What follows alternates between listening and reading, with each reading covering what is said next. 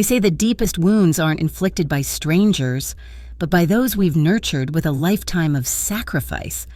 I believed the bond between mother and child was unbreakable until my son rolled down his car window, looked at me and said, "I'll call you an Uber. The car's full." Standing there in the cold spring air, clutching my grandson's baptism gift, I realized it wasn't about the lack of space. It was about having no place left in his life. My name is Helen Ward, and at 68 years old, I thought I understood the weight of a mother's love. But standing on that sidewalk outside St. Mary's Church, watching my breath cloud in the early spring air, I learned that love can become invisible when it's taken for granted. The baptism gift in my hands, a silver frame engraved with my grandson's initials, felt heavier than it should have. I'd arrived early, as always, wanting to help with last-minute preparations. The parking lot was nearly empty when I pulled up in my 10-year-old Honda, its engine making that familiar clicking sound that meant another repair bill I couldn't afford. Then I saw it. The gleaming black SUV pulling up to the curb. My SUV, technically. The one with my name on the loan papers. The one I'd emptied $40,000 from my retirement account to help purchase. For the baby's safety. David had said, "You want your grandson in the safest car possible, don't you, Mom?" David stepped out first, his suit perfectly pressed, a suit I'd bought him for his promotion last year. He spotted me immediately, and something flickered across his face.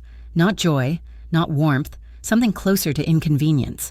"Mom," he said, walking toward me with that practiced smile he used for difficult clients at his firm. "You're early. I thought I could help with—" "We've got it covered." He glanced back at the SUV, where I could see shapes moving inside. "Actually, we have a situation with the car." My heart lifted stupidly. "Oh, I can follow you in mine if you need extra space for—" "No, Mom." He shifted his weight, looking past me rather than at me. "It's just...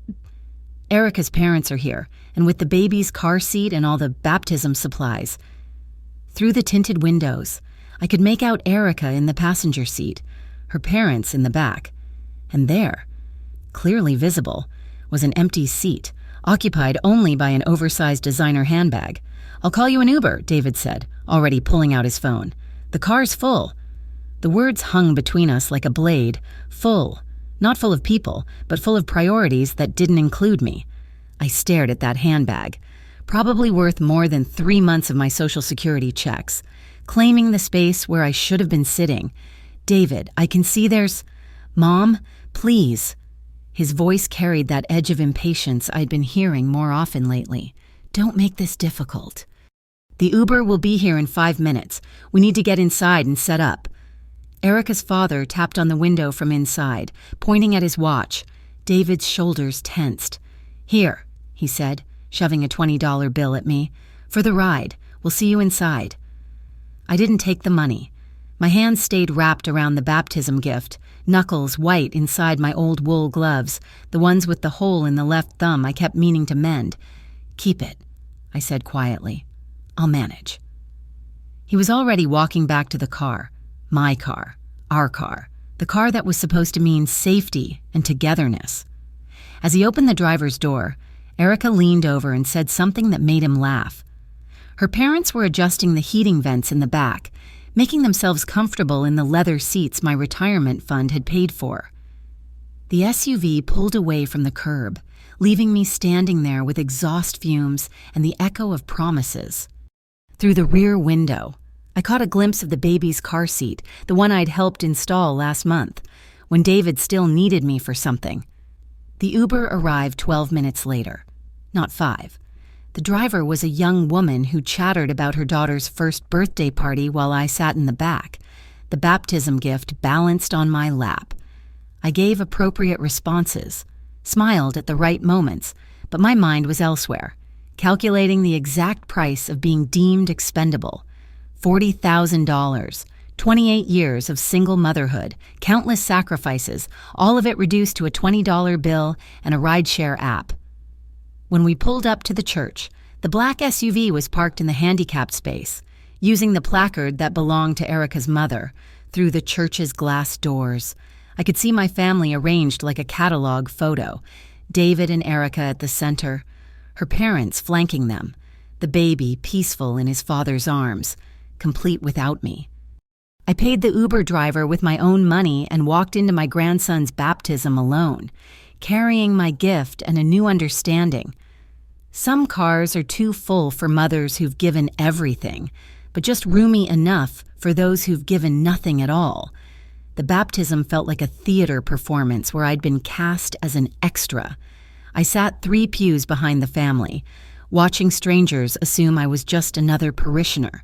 When it came time for photos, Erica's mother beckoned me forward with the kind of smile you'd give a helpful neighbor, not the other grandmother, but standing there in that church, my mind drifted back through decades of sacrifice that had led to this moment of erasure.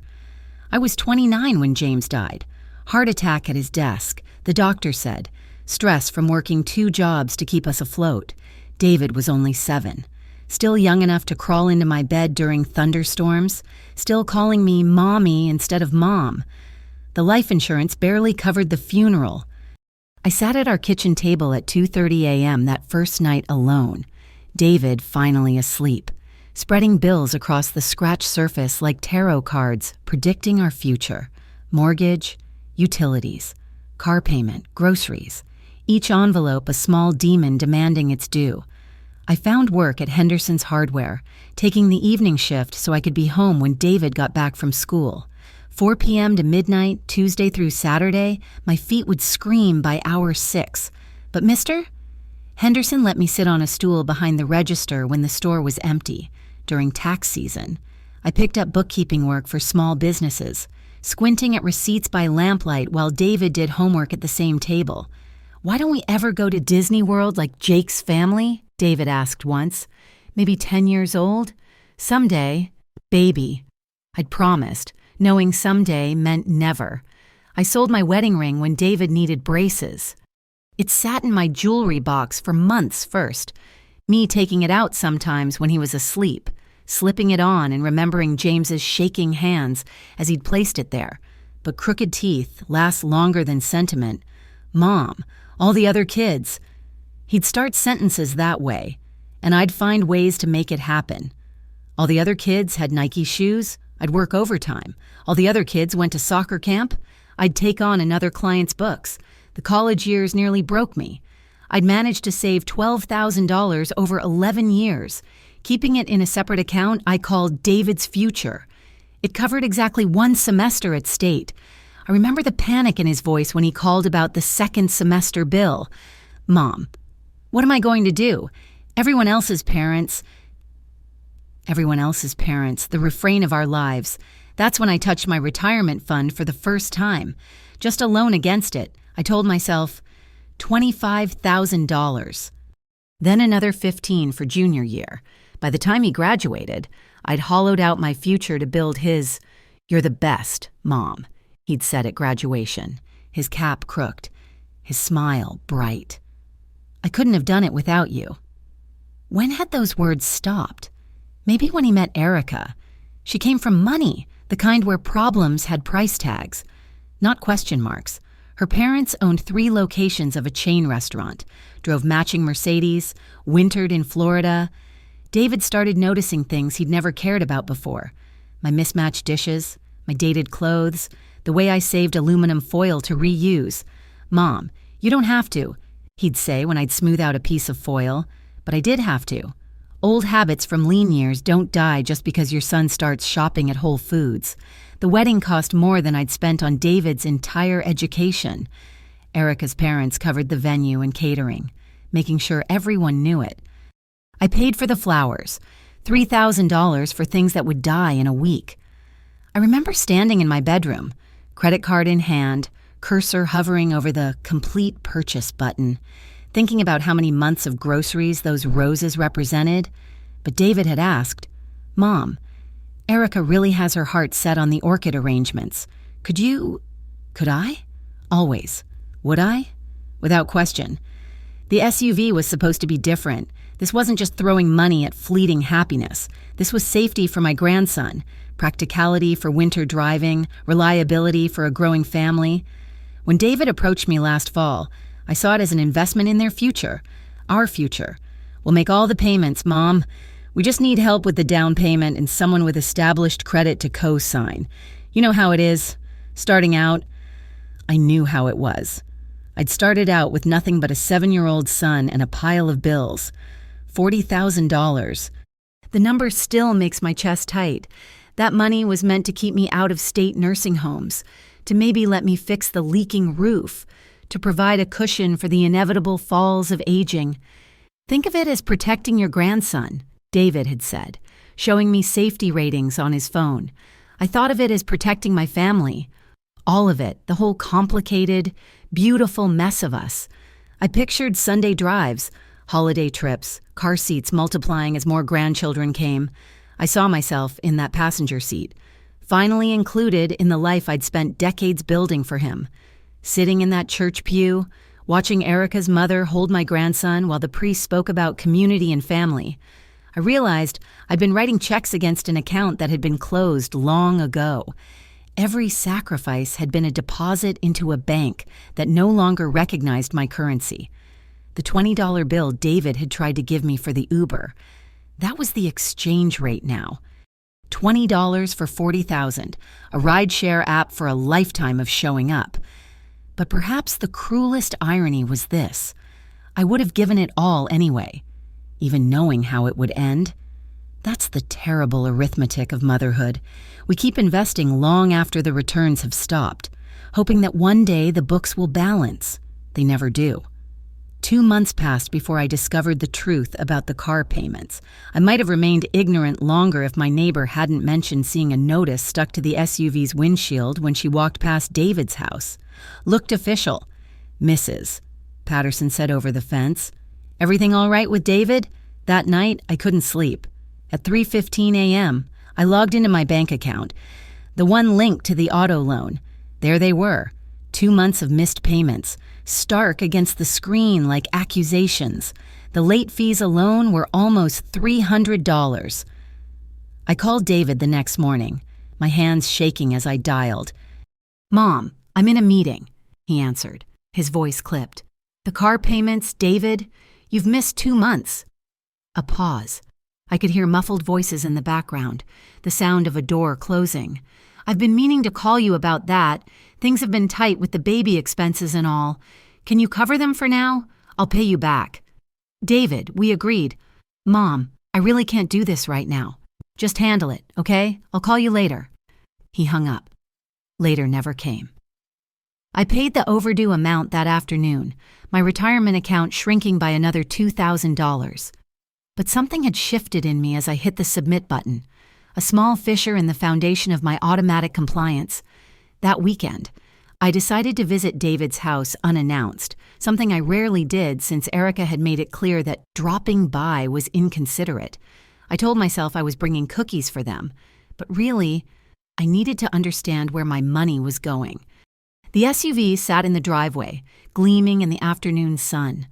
Through the window, I could see shopping bags in the back, Nordstrom, Williams, Sonoma, some boutique baby store with a French name.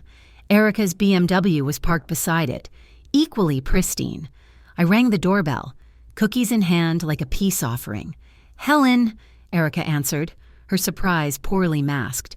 "We weren't expecting you." "I was in the neighborhood," I lied. "Thought I'd drop these off for David." She let me in reluctantly. The house smelled of fresh paint. The living room had been redecorated since my last visit. New furniture, new art on the walls, a massive television that took up half of one wall. "Is David home?" "He's in his office, on a call." She didn't offer to get him. I sat on their new leather sofa, the cookies growing heavy on my lap. Through the archway, I could see into the kitchen where contractors' estimates were spread on the granite counter. Kitchen renovation, $45,000. That's when I heard it, David's voice carrying from his office down the hall. "Don't worry about it, babe. Mom's handling the car thing. You know how she is. Always wanting to help." My spine straightened. Erica must have noticed my expression. "Can I get you some water? Helen?" "No." I stood up, leaving the cookies on their expensive coffee table. I should go. But I didn't go home. I drove to the bank where we'd gotten the auto loan. The manager, Mr. Torres, remembered me from the signing. Mrs. Ward, how can I help you? I need to understand my options regarding the loan I co-signed. He pulled up the account, his expression growing concerned as he reviewed the payment history. As the co-signer, you're equally responsible for the loan, but you also have equal rights to the vehicle. What does that mean, exactly? Well, your name is on the title as co-owner. Technically, you have as much legal right to the vehicle as your son does. I leaned forward. And if the payments continue to be late, the bank will eventually repossess the vehicle. Your credit will be damaged along with his... But he hesitated, then continued. You could voluntarily surrender the vehicle before it reaches that point. It would still impact your credit, but less severely than a forced repossession. Can I do that without the other owner's consent? Mr. Torres studied me over his glasses. Legally? Yes, you're a co-owner, but Mrs. Ward, that's a serious step. Have you tried talking to your son? I thought about David's voice, casual and dismissive. Mom's handling it, like I was a utility bill, automatic and forgettable. What would I need to do? He explained the process. Call the bank. Arrange for voluntary repossession. Have the vehicle picked up. Simple steps to undo a complicated knot. I sat in my car afterward, engine off, watching people come and go from the bank. A young couple emerged, probably signing for their first auto loan, faces bright with possibility. Had David and I looked like that 5 months ago? Him promising regular payments, me believing in the power of family bonds.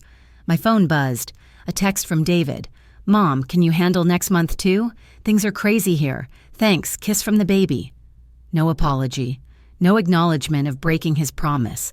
Just assumption layered on assumption, delivered with an emoji. I opened my banking app and stared at my retirement balance.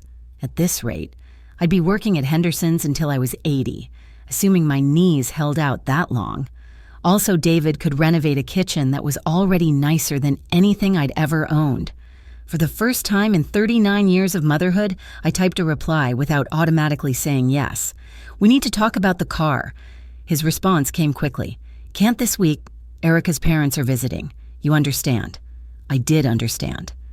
Finally, clearly, with the kind of sharp focus that comes when you've been looking at something too close for too long and suddenly step back, I understood that Erica's parents, who contributed nothing to the car, rated immediate attention. I understood that my financial destruction was acceptable collateral damage to their lifestyle. I understood that you understand wasn't a question. It was a statement of how things would always be. Most of all, I understood that love without respect is just exploitation wearing a familiar face. That night, I pulled out the bank documents and spread them on my kitchen table, the same table where I'd once spread bills after James died, where David had done homework while I worked on client books, where we'd shared 29 years of modest meals and grand dreams. The voluntary repossession papers, Mr. Torres had given me sat in the center, waiting. For the first time in months, I slept through the night. The text that broke my last thread of patience arrived on a Tuesday morning while I was making oatmeal. My phone buzzed against the counter. David's name lighting up the screen. Mom, need you to cover this month's payment too. Unexpected expenses with the kitchen reno? You're the best. We'll make it up to you next month. Promise. I read it 3 times, each word settling into my bones like tiny fractures. Unexpected expenses. Kitchen renovation, $45,000 to tear out perfectly good cabinets while I patched holes in my winter coat with duct tape. We'll make it up to you next month. Promise. How many promises had David made in his 39 years? How many had he kept? I set my phone down without responding and ate my oatmeal in silence. It had gone cold, but I finished every bite, methodical and calm. Outside my kitchen window, November rain drummed against the glass, the gutters I couldn't afford to fix overflowing in steady streams. 20 minutes passed. Another text. Mom, did you get my message? Still. I didn't respond. I washed my bowl, dried it carefully, placed it back in the cabinet with its mismatched companions. My phone buzzed again. Mom, I know you're there. Please don't be difficult about this. Difficult. The word that had haunted my motherhood. Don't be difficult when David needs new cleats. Don't be difficult about missing your cousin's wedding to attend his school play. Don't be difficult about working doubles to pay for summer camp. I picked up my phone and typed, no. 3 dots appeared immediately, disappeared, appeared again. Then, what do you mean no? I mean no. David, I will not cover the payment. My phone rang within seconds. I let it go to voicemail. It rang again. This time I picked up. Mom, what's going on? Why are you being like this? Like what? David? Petty, vindictive. This isn't like you. I laughed, a sound that surprised us both. You're right, it isn't like me. The old me would have already transferred the money. So why? Because I can't afford to be the old me anymore. Literally cannot afford it. Mom, it's just 1 more month. I told you things are tight right now. Tight? I moved to my living room window, looking out at my 10-year-old Honda in the driveway. You're renovating a kitchen that's newer than anything in my entire house. You drive 2 luxury vehicles. Erica posts pictures of your wine club shipments that cost more than my grocery budget. Tell me again about tight. That's not fair. You don't understand our expenses. You're right. I don't understand how you can spend $45,000 on countertops while I've depleted my retirement savings to buy you a car you won't even let me ride in. Silence stretched between us. When David spoke again, his voice had shifted to the tone he used with difficult clients. Professional. Detached. If you don't make the payment, they'll repossess it. Yes. My credit will be ruined, as will mine. Mom, you can't be serious. Think about what you're doing. Think about your grandson. There it was, the ultimate manipulation. Your grandson. As if my love for that baby was a blank check David could cash whenever convenient. I am thinking about him, I said quietly. I'm thinking about what kind of example we're setting. That some people matter and others are just useful. That's not... He stopped, regrouped. Look, Erica's parents are here until Thursday. Can we talk about this after they leave? You know how she gets when they're around. Yes, I knew. Erica performed for her parents like a concert pianist, every gesture calculated to maintain their approval and, more importantly, their financial support. David had learned the dance well. There's nothing to talk about. David, either make the payment yourself or return the car. Return the... His voice cracked with disbelief. You'd really do that to us, to your own family? I learned from the best, I said. You showed me at the baptism that family is conditional, that love has limits, that there's always someone more important than your mother. Mom, that's not what... Goodbye, David. I hung up. My hands were steady as I set the phone down. No trembling, no tears, just a strange, spreading calm. The phone exploded with calls and texts over the next hour. David, Erica, even a message from Erica's mother suggesting I was being unreasonable and creating unnecessary drama. I turned the phone to silent and made myself a cup of tea. That afternoon, I called Mr. Torres at the bank. I've made my decision. I told him. I want to proceed with the voluntary repossession. Are you certain, Mrs. Ward? This is a significant step. I'm certain. He walked me through the paperwork again, explaining each form as I signed, with every signature. I felt lighter. Not happy. There was no joy in this, but free from a weight I hadn't fully realized I'd been carrying. The retrieval company will contact your son to arrange pickup. Mr. Torres explained, since you're co-owner, we only need one party's consent to proceed. When will they contact him? Within 48 to 72 hours. 2 to 3 days. I wondered if David would try to hide the vehicle, if such a thought would even occur to him. Probably not, in his mind. I was still the mother who would cave, who would panic at the last minute and make everything right. That evening, I went to the small coffee shop downtown, the one with the comfortable chairs and the owner who didn't mind if you nursed a single cup for hours. I brought a book but didn't read it. Instead, watching the rain streak down the windows and thinking about transformation. When does a mother stop being a mother and become just a woman protecting herself? Is it when she says no for the first time? When she stops apologizing for existing? When she realizes her sacrifices have become expectations?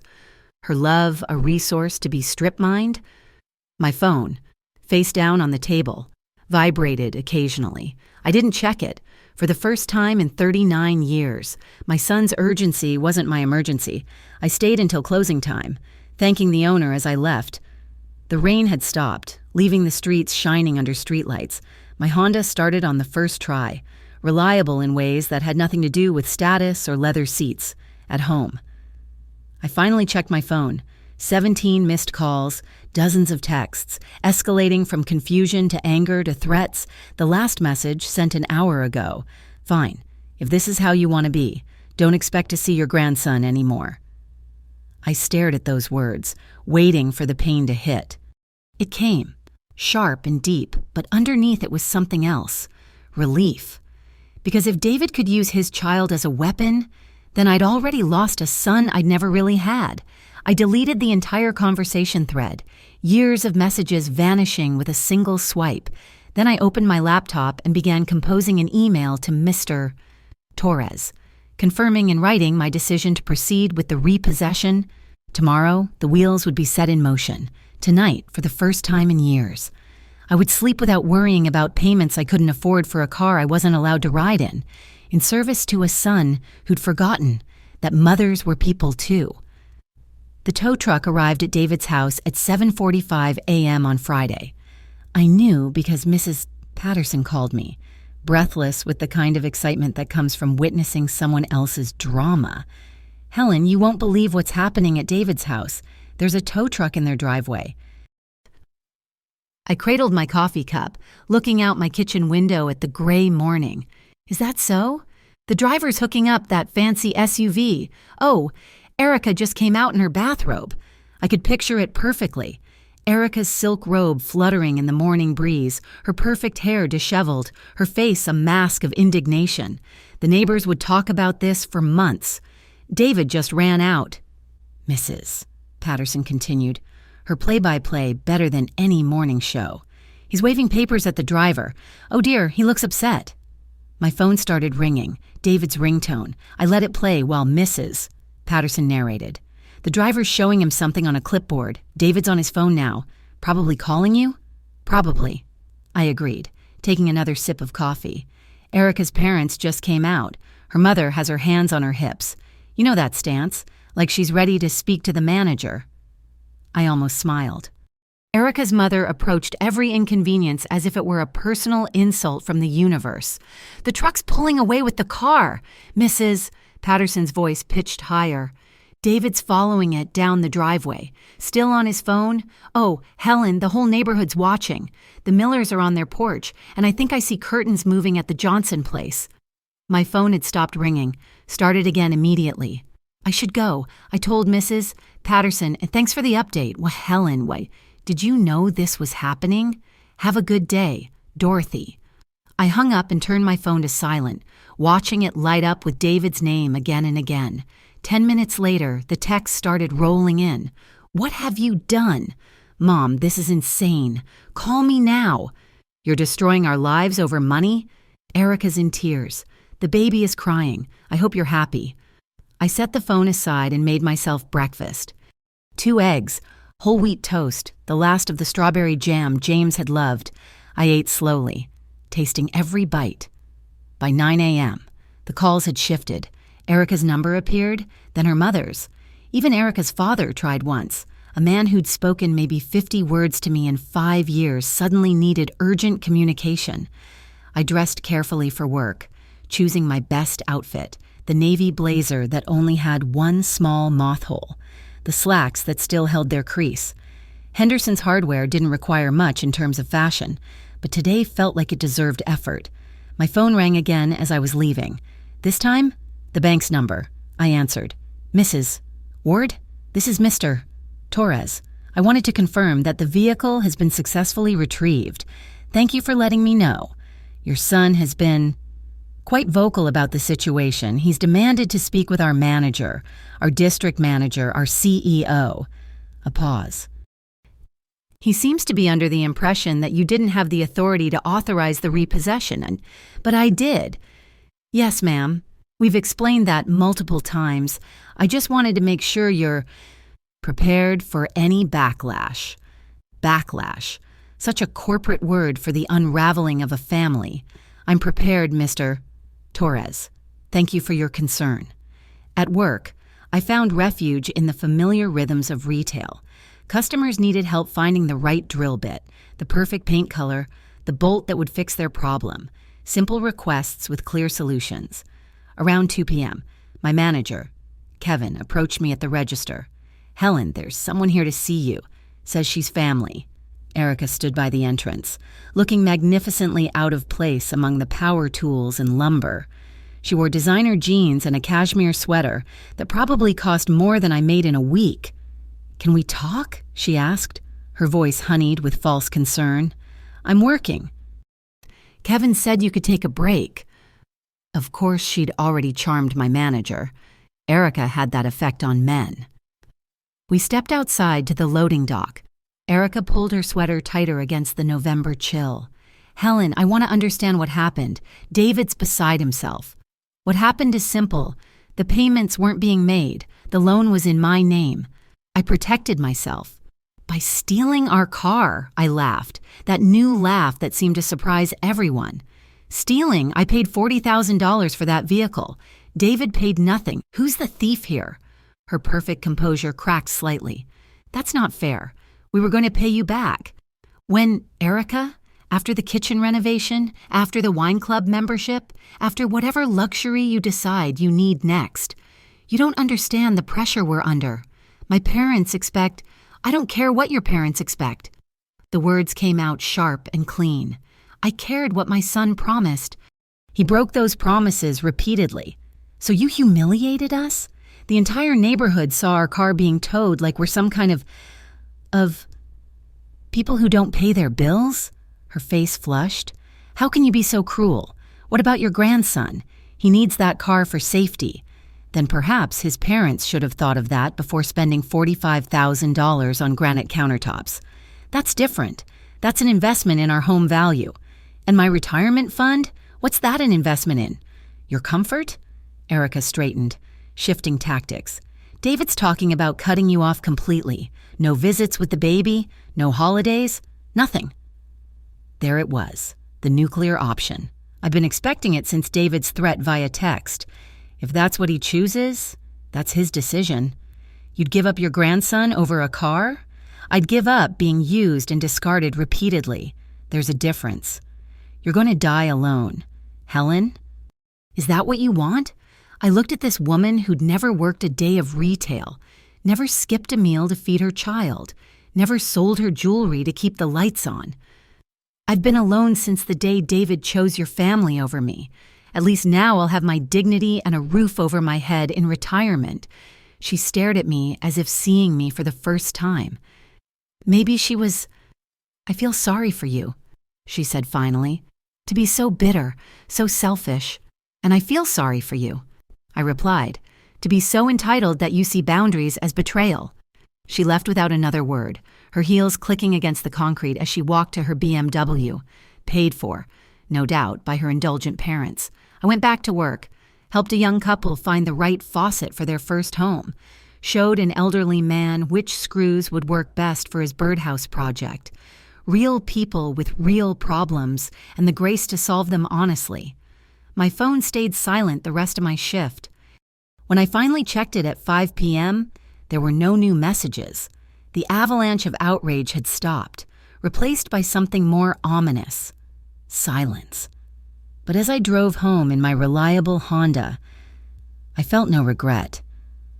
Only the strange peace that comes from finally standing up after a lifetime of bending over backward.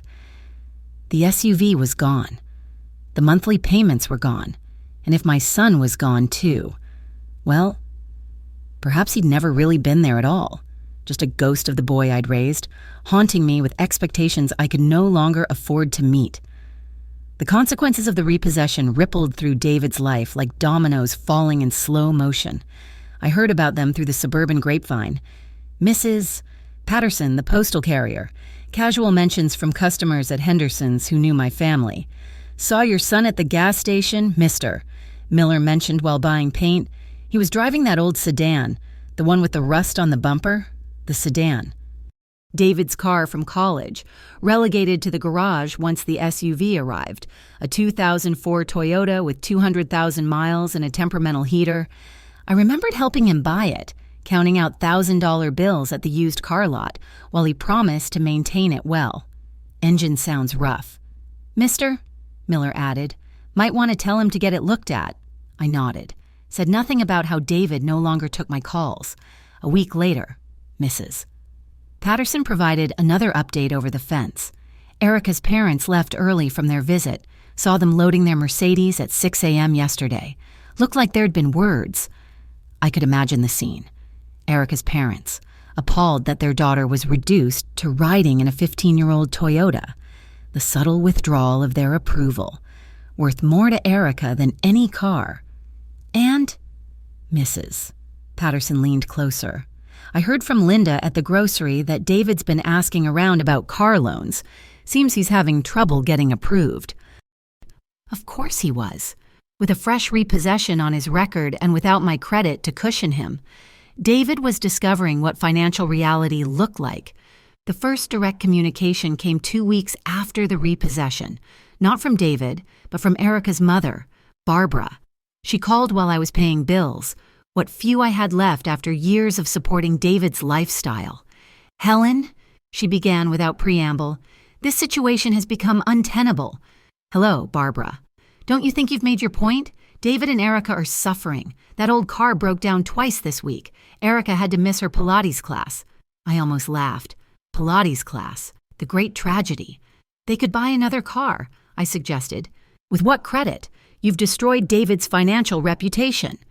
David destroyed his own reputation by not making payments on a car he promised to pay for. Surely you could have warned them? I did. Multiple times. David chose not to listen. Barbara's voice sharpened. Well, we certainly can't help them. Richard and I have our own expenses. 3 properties don't maintain themselves. The hypocrisy was breathtaking. 3 properties, matching Mercedes, winter homes, but helping their daughter buy a reliable car was beyond consideration. Then I suppose they'll have to figure it out themselves, I said. You're a cold woman, Helen Ward. No, Barbara, I'm a broke woman who refuses to go broker for people who won't help themselves. She hung up. I went back to my bills, noting with satisfaction that without the car payment, I might actually save something this month. The next update came from an unexpected source, Erica's sister, Melissa, who I'd met twice at family gatherings where I was systematically ignored. She appeared at Henderson's on a Thursday afternoon, pushing a designer stroller. Mrs. Ward, Helen, I'm Melissa, Erica's... I remember you. She shifted uncomfortably. I wanted to talk to you about David and Erica. I'm working. I know, I'm sorry. It's just... She glanced around the hardware store as if seeing it for the first time. Things are bad. Really bad. Define bad. They fight constantly. About money, about the car, about you. Erica keeps saying David should handle his mother, but he has no idea how... Handle his mother. Like I was a malfunctioning appliance. David knows exactly how to handle me, I said. With respect and honesty, he chose a different approach. The thing is, Melissa continued, Mom and Dad are threatening to cut them off too. They're embarrassed. The repossession, the old car, the fighting. It doesn't fit the image. And you're telling me this why? She met my eyes for the first time. Because I think you did the right thing. I've watched David and Erica use you for years. Use my parents too. But they can afford it. You couldn't. Yet you said nothing. What could I say? Stop taking advantage of your mother-in-law. They'd have frozen me out. She adjusted her baby's blanket. But watching it all fall apart. Maybe it's what they needed. A customer approached, needing help with cabinet hardware. Melissa waited while I assisted him, observing how I worked. When I returned, she was still there. Can I ask you something? She said. How did you finally do it? Stand up to them? I realized I was going to die either way, either broken financially or broken emotionally. I chose to save what I could. She nodded slowly. My parents won't help them. You know, they're already talking about how David's not the caliber of son-in-law they expected. The caliber. As if my son was a commodity that had depreciated. Erica's looking at going back to work, Melissa added. Can you imagine? She hasn't worked since the wedding. I could imagine. I'd worked every day since James died, sometimes 2 jobs, often overtime. Work wasn't a tragedy, it was life. Thank you for telling me, I said, meaning it, but I need to get back to work. Right, of course. She paused at the door. For what it's worth. Mrs. Ward, I think you're the strongest person in our entire extended family. After she left, I stood at the register thinking about strength, how it's not about what you can carry, but knowing when to put it down. That evening, I got one more call. David. Finally, his voice sounded different, younger, uncertain. Mom? David. The car died completely today. Transmission, they think. It'll cost more to fix than it's worth. I waited. Erica's parents won't help. They say it's my responsibility. It is. Mom, His voice cracked. I don't know what to do. For a moment, I felt the old pull, the maternal instinct to fix, to save, to sacrifice. It would be so easy to offer help, to restore the familiar dynamic. Instead, I said, you'll figure it out. People do, when they have to. That's it? That's all you have to say? What would you like me to say? David? I don't know. Something, anything. You're my mother. Yes, I am. And you're 39 years old. Silence stretched between us. I could hear the baby crying in the background, Erica's sharp voice saying something about incompetence. I have to go, David said finally. Take care of yourself. I said, and meant it, in a way he probably didn't understand. Take care of yourself, because I'm done doing it for you. After we hung up, I made myself dinner, a real meal. Not the sandwiches I usually cobbled together after long shifts. Chicken, roasted vegetables, a glass of wine from a bottle someone had given me last Christmas. I ate at my small table, in my small house, with my small bank account slowly starting to heal. Outside. November wind rattled the windows I couldn't afford to replace. Inside, for the first time in years, I felt warm. The appointment with Thomas Brennan, my old friend who'd become an estate attorney, was set for 2 p.m. on a Tuesday. His office occupied the second floor of a renovated Victorian downtown, all dark wood and leather-bound books that smelled of respectability and careful planning. Helen. Tom stood as I entered, his smile warm with genuine affection. It's been too long. We'd known each other since high school, lost touch when life pulled us in different directions, reconnected at a hardware store when he needed help finding the right drill bit for his daughter's treehouse project. Thanks for seeing me, Tom. Of course. Though I have to say, your call surprised me. Estate planning at 68 isn't unusual, but the urgency in your voice. I settled into the client chair, hands folded over my purse. I need to protect what little I have left. His expression shifted to professional concern. Tell me what's happening. So I did. The whole story, the SUV, the broken promises, the repossession, the current silence. Tom listened without interrupting, occasionally making notes on a yellow legal pad. And now, he asked when I finished, now I need to make sure that whatever I manage to save goes where I intend it to go, not where others assume it will go. Tom leaned back, studying me. You're talking about David. I'm talking about ensuring my grandson has something, someday, without it being filtered through parents who've proven they can't manage money responsibly. A trust, then. If that's what it takes. He pulled out forms, began explaining options, educational trusts, age-restricted trusts, trusts with specific conditions, and trustees who weren't family members, a whole vocabulary of protection I'd never needed to learn before. This one. I pointed to a structure that would hold assets for my grandson until he turned 25, with provisions for education and emergencies, but no general access. With you as trustee, if you're willing. I'm honored, Helen, but are you sure? This effectively cuts David out completely. David cut himself out when he chose to treat me as an ATM rather than a mother. We spent the next hour crafting language, building walls around what remained of my assets. My small house would go into the trust upon my death. My retirement account, what was left of it? The same. Even my grandmother's ring, the one piece of jewelry I'd kept through everything. There's one more thing, I said as we neared the end. I want a provision about loans and financial agreements. Tom raised an eyebrow. If anyone asks me to co-sign a loan, give them money or enter any financial agreement over $500. I want to be required to consult with you first. Make it legally binding somehow. That's unusual. Helen, you're essentially giving me veto power over your financial decisions. I'm giving myself protection against my own weakness, against the word please coming from my son's mouth. Tom made more notes. I can structure it as a financial power of attorney with specific limitations. You'd retain full control over your daily finances, but any major decisions would require my review and approval. Perfect. Helen, are you sure about this? It's quite restrictive. I thought about $40,000 vanishing into leather seats and entertainment systems, about 28 years of saying yes to every request, every need, every want disguised as necessity. I've never been more sure of anything. We scheduled another appointment to sign the final documents.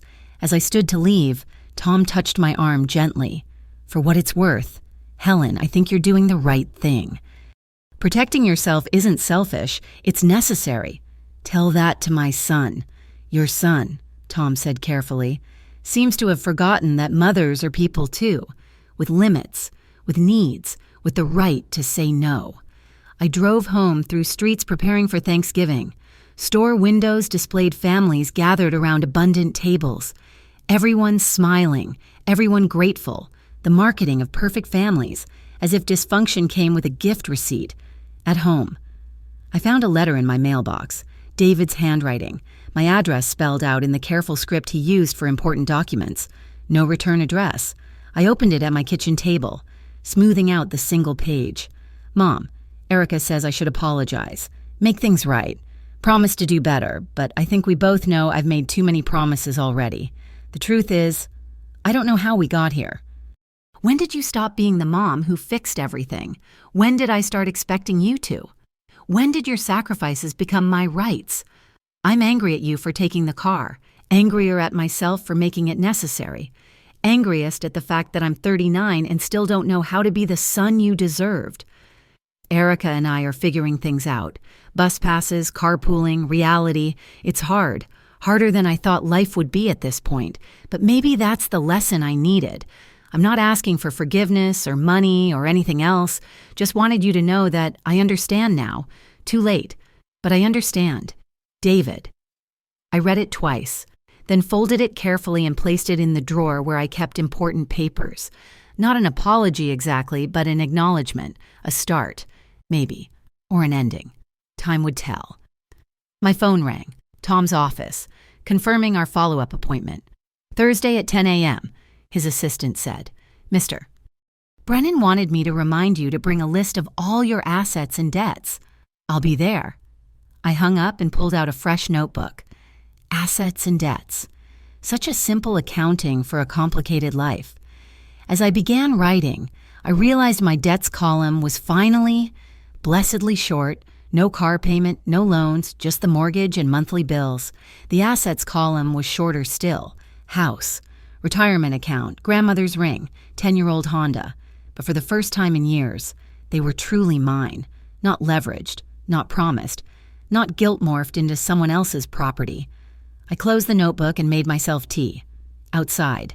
Neighbors were hanging Christmas lights already, rushing the season as if joy could be scheduled. My house remained undecorated. I'd stopped putting up lights the year David complained they looked dated compared to Erica's parents' professional display. One more small surrender in a long war of attrition I hadn't realized I was fighting.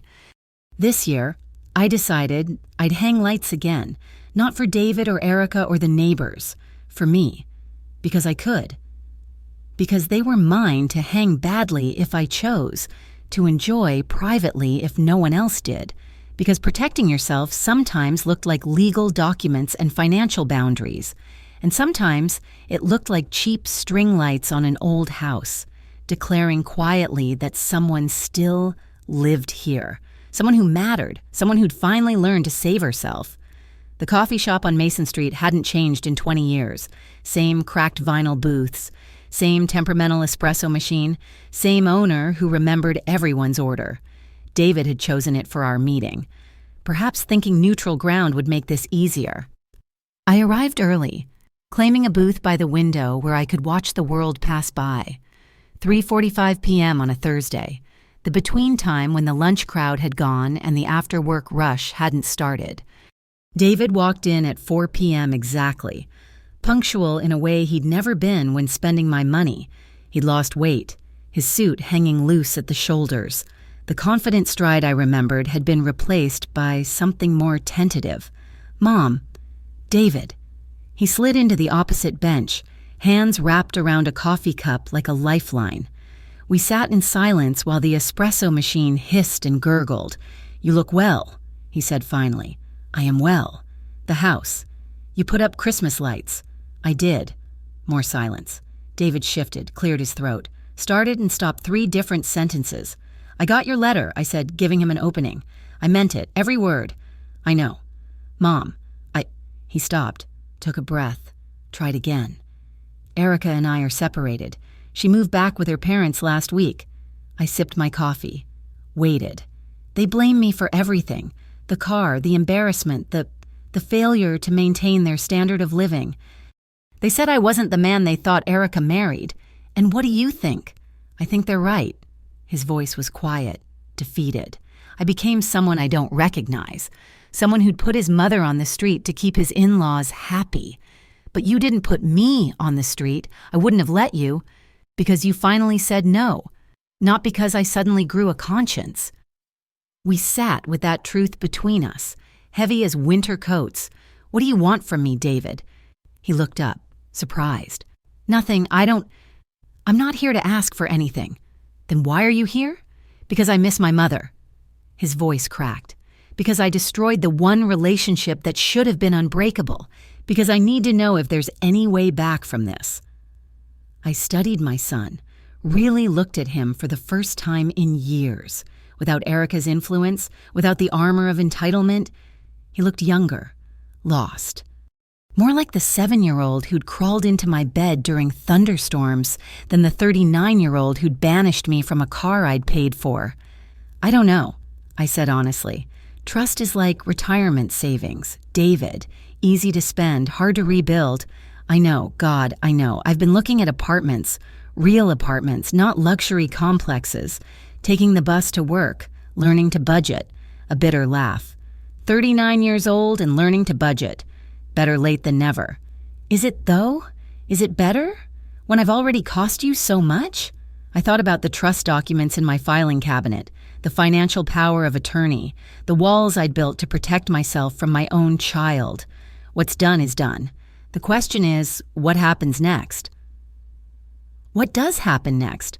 That depends on you, on whether this is real change or just temporary discomfort, on whether you've learned to see me as a person or just as a resource you can't access anymore. You're my mother. Yes, I'm your mother. I'm also Helen Ward, 68 years old, still working retail because my retirement is gone. I'm a woman who eats soup for dinner to save money while watching her son renovate a kitchen that didn't need renovating.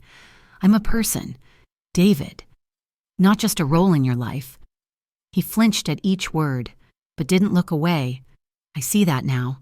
Too late, but I see it. Maybe not too late, maybe just late enough to matter. We finished our coffees in silence that felt less strained, more thoughtful. When David reached for the check, I let him take it. A small gesture, but significant. Outside, the December air was sharp with coming snow. We stood awkwardly by the door, 2 people relearning how to be family. "Mom, would you like to come see the baby, just for a visit? No expectations, no ulterior motives, just a grandmother visiting her grandson." I considered it. The trust would protect my assets, but could it protect my heart? Was I strong enough to love without enabling, to give without emptying myself? Sunday afternoon, I said, 2 hours.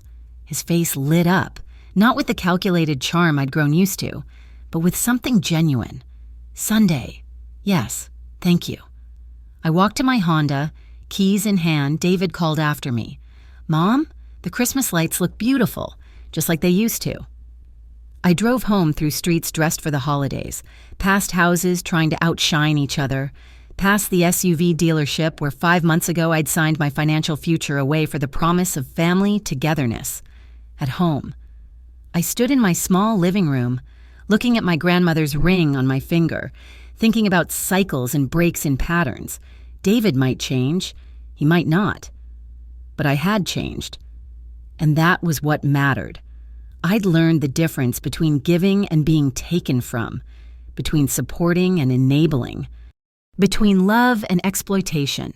Most importantly, I'd learned that the word no wasn't the opposite of love.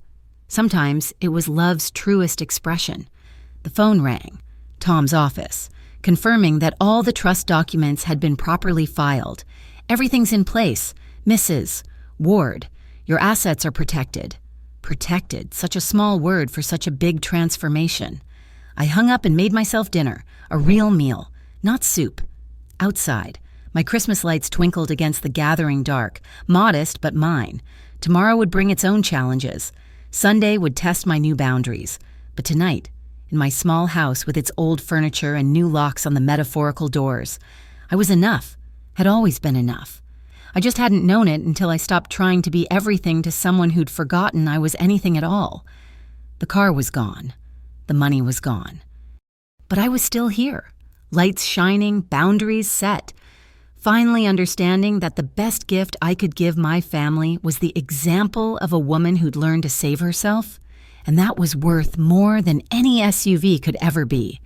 Thank you so much for listening to my story today. I'd love to know where you're listening from. Please share your location in the comments below so we can connect across the miles. If this story resonated with you, don't forget to subscribe to the channel and share your thoughts. What would you have done in Helen's situation? Let's discuss in the comments. Your stories and perspectives make this community special.